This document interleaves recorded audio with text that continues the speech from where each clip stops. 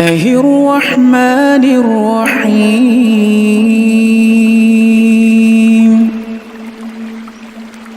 لم يكن الذين كفروا من أهل الكتاب والمشركين منفكين حتى تأتيهم البينة،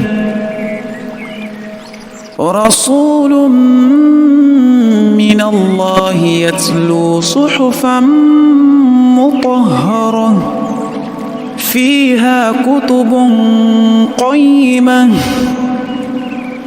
وما تفرق الذين أوتوا الكتاب إلا من بعد ما جاءتهم البينة.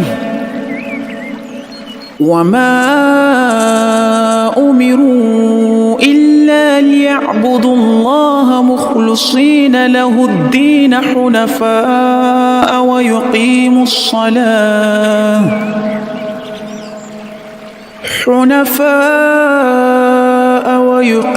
الصلاة ويؤتوا الزكاة وذلك دين القيمة.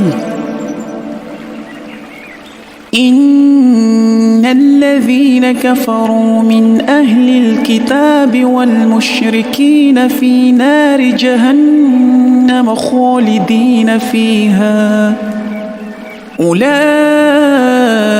هم شر البرية. إن الذين آمنوا وعملوا الصالحات أولئك هم خير البرية، جزاؤهم عند ربهم جنات عدن تجري من